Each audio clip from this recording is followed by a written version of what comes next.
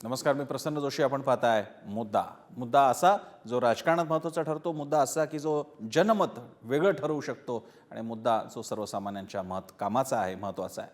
उपमुख्यमंत्री देवेंद्र फडणवीस यांनी केलेल्या विनंतीनंतर कोकण पदवीधर मतदारसंघातून मनसेनं माघार घेतली. मनसेचे नेते अभिजित पानसेंनी आपली उमेदवारी मागे घेतली आहे. मनसेनं भाजपच्या निरंजन डावखरेंना पाठिंबा दिला आहे. निरंजन डावखरे यांनी सकाळी मनसे अध्यक्ष राज ठाकरे त्यांची भेट घेतली. त्यावेळी त्यांच्यासोबत कल्याण ग्रामीणचे आमदार राजू पाटील हेही उपस्थित होते. त्यानंतर पानसे यांच्या उमेदवारी मागे घेण्याची घोषणा करण्यात आली. यानंतर उमेदवारी अर्ज दाखल करण्यासाठी निरंजन डावखरे हे कोकण भवनात दाखल झाले. त्यांच्यासोबत भाजपचे मंत्री रवींद्र चव्हाण, निलेश राणे हेही उपस्थित होते. कोकण भवनात अर्ज दाखल करण्यासाठी आलेले भाजप आणि ठाकरेंच्या शिवसेनेचे कार्यकर्ते आमनेसामने आले. यावेळी जोरदार घोषणाबाजी सुद्धा पाहायला मिळाली.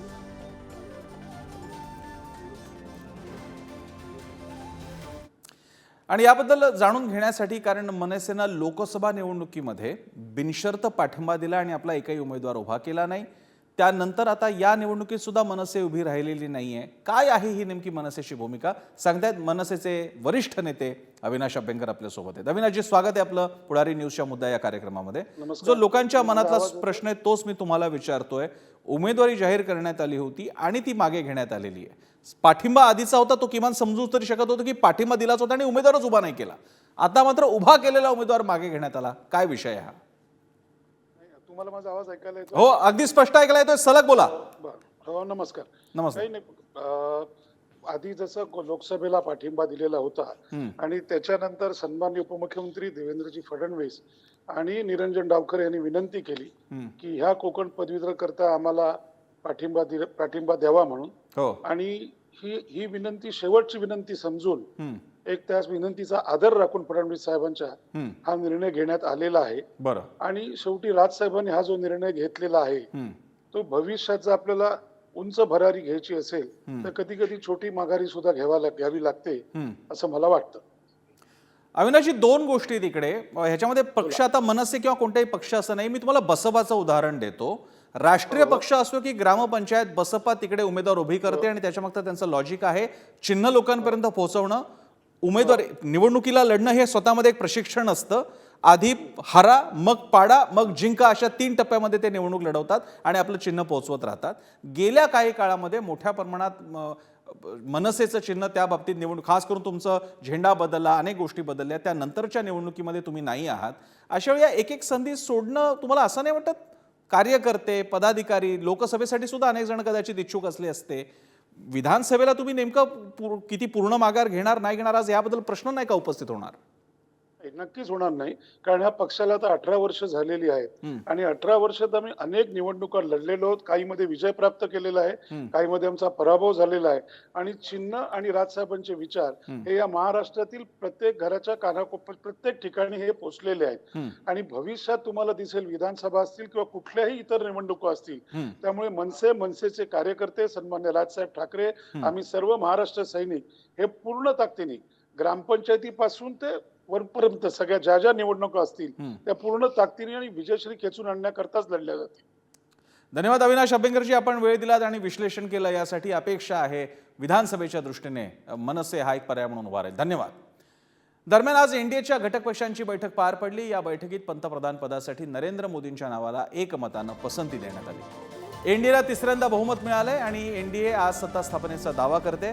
संध्याकाळी राष्ट्रपतींना सत्ता स्थापनेचा दावा करणारं पत्र दिलं जाणार आहे आणि 9 जूनला नरेंद्र मोदी पंतप्रधान पदाची शपथ घेणार आहेत. दरम्यान यावेळी नितीश कुमार आणि चंद्रबाबू नायडूंनी काय म्हटलंय पाहूया.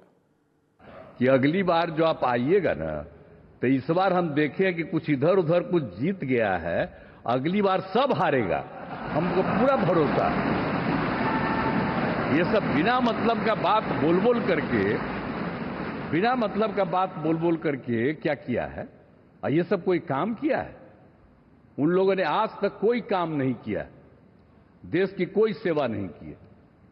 लेकिन आपने इतनी सेवा की है और उसके बाद इस तरह से हुआ है, तब इस बार फिर जो मौका मिला है, तो इस मौका के बाद आगे अब उन लोगों के लिए कोई गुंजाइश नहीं रहेगा, वो सब खत्म हो जाएगा। For the 3 months, Honorable PM never took any rest. Day and night, he had campaigned same zeal. He started and ended same spirit. In Andhra Pradesh, we had 3 meetings, public meetings, 1 big rally. It had made a huge difference for winning the elections in Andhra Pradesh. Atul Howale पत्रकार आहेत the वायरचे, आणि त्याचप्रमाणे जयंत माइंडकर आहेत वरिष्ठ पत्रकार आणि विश्लेषक महाराष्ट्रातून. अतुलकडे जाऊयात पहिल्यांदा. अतुल, टोन तरी सध्या दिसतोय एनडीए या हिशोबाने, मात्र आपल्याला कल्पना आहे निवडणुकीपूर्वी ते म्हणाले होते की काही मोठे महत्त्वाचे निर्णय घ्यावे लागतील, आणि आपल्याला त्याची कल्पना आहे. NCR असेल, नॅशनल सिटीजनशिप रजिस्ट्री असेल, किंवा कॉमन सिव्हिल कोडचा मुद्दा असेल, आणि बाकीचे मुद्दे. काय वाटते ही दिशा? प्रसन्न, बघायला गेलं तर जनतेचा जो मॅन्डेट आहे तो एनडीएच्या बाजूने आलेला आहे, कारण त्यांचे सगळ्यात जास्त खासदार निवडून आलेत.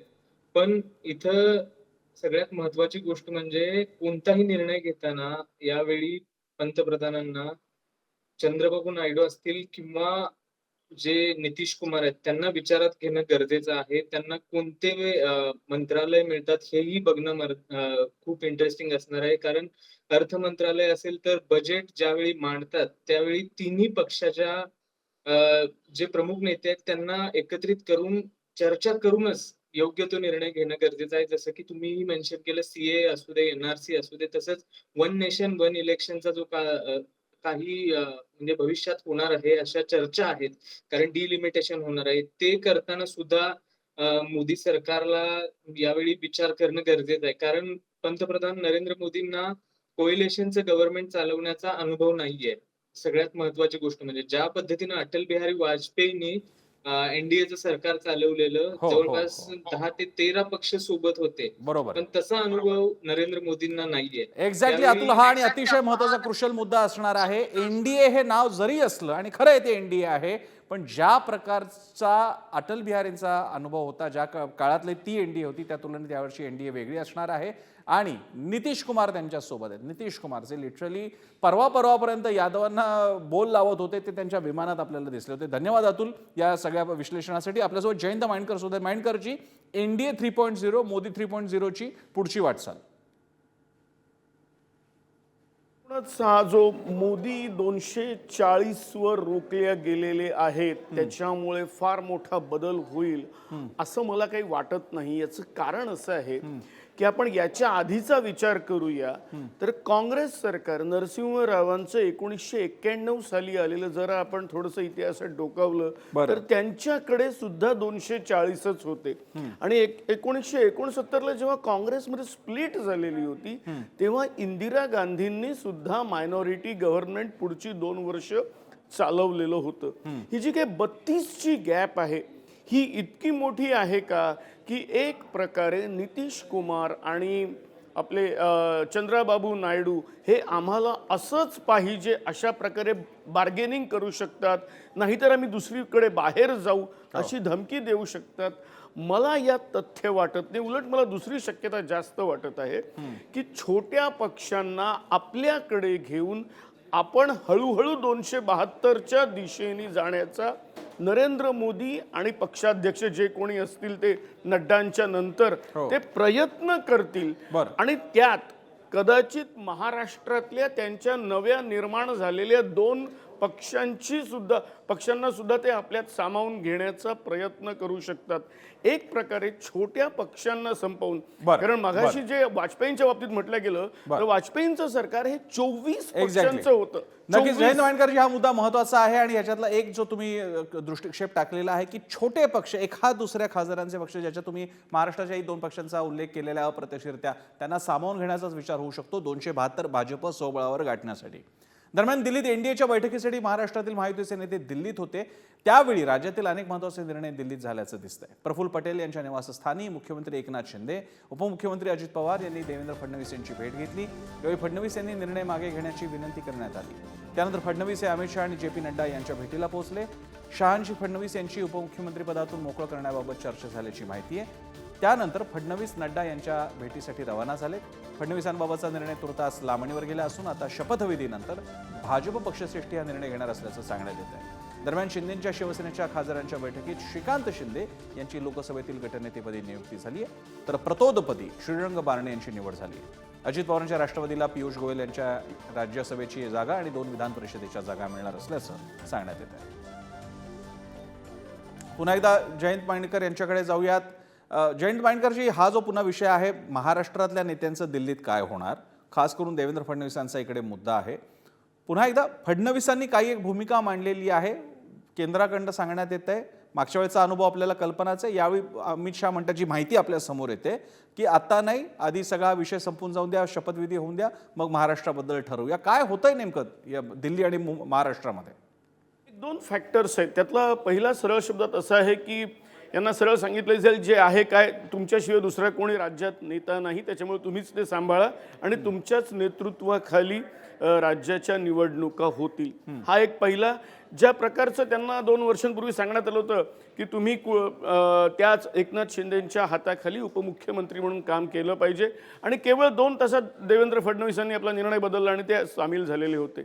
मात्र दुसरा फॅक्टर जो असा आहे, देवेंद्र फडणवीसांनी स्वतः म्हटलेलं आहे की मी पक्षाचं काम करायला तयार आहे. आता आपल्याला माहिती आहे की आजपासून 10 वर्षांच्या पूर्वी देवेंद्र फडणवीस हे महाराष्ट्राचे भाजपचे अध्यक्ष होते. त्याच्यामुळे ते पुन्हा पक्षात काही भाजपाध्यक्ष म्हणून येणार आहेत का, तर ते शक्य नाही.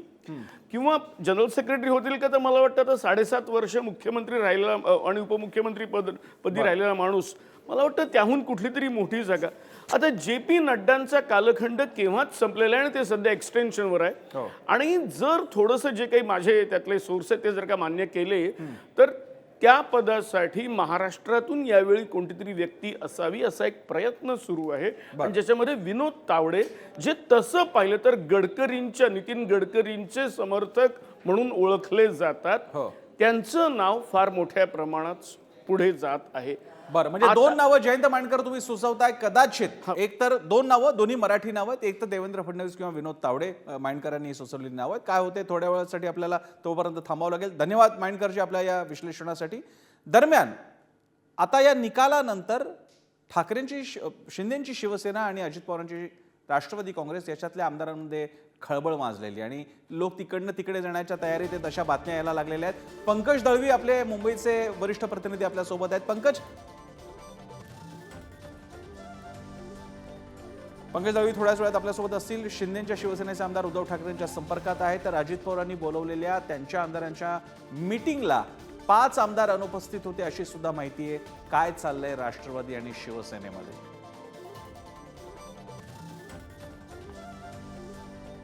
डायरेक्ट नाही पण इनडायरेक्टली पण या होतात.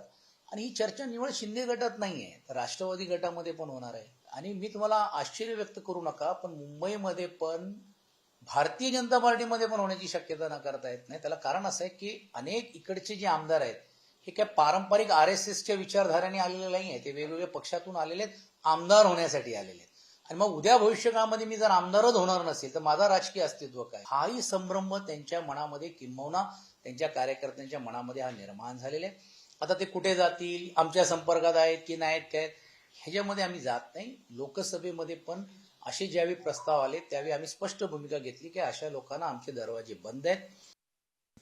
त्यांच्या शब्दावर कोणी विश्वास ठेवतं? यांचे स्टेटमेंट रोज बदलणारे स्टेटमेंट असतात. रोज काहीतरी नवीन आपण काहीतरी दाखवतोय किंवा ज्ञान लोकांना पाजळतोय लोकांसमोर, असं तर एक चित्र आहे त्यांचं. त्या फोडाफाडीच्या राजकारणामध्ये तसंही आम्हाला इंटरेस्ट नाही, परंतु अनेक आमदार आज आमच्या संपर्कात आहेत. म्हणजे अजूनही आहेतच. तुम्हाला या विधानसभेच्या जे सेशन सुरू होणार आहे आता 27ला, त्याच्या पहिले तुम्हाला 1-2 प्रवेश झालेले दिसतील. पण म्हणून आम्ही हे असं वायफळ वक्तव्य नाही करत, कॉन्क्रीट बोलतो, कॉन्क्रीट काम करतो आणि जे करायचं ते करून दाखवतो. त्यामुळे विधानसभा निवडणुकीला अजून जरा वेळ आहे, 3-4 महिन्याचा, तरी सुद्धा राजकारण आत्तापासूनच जरा पेटायला सुरुवात झाली आहे. आजच्या मुद्द्यामध्ये इतकंच. पाहत राहा पुढारी न्यूज.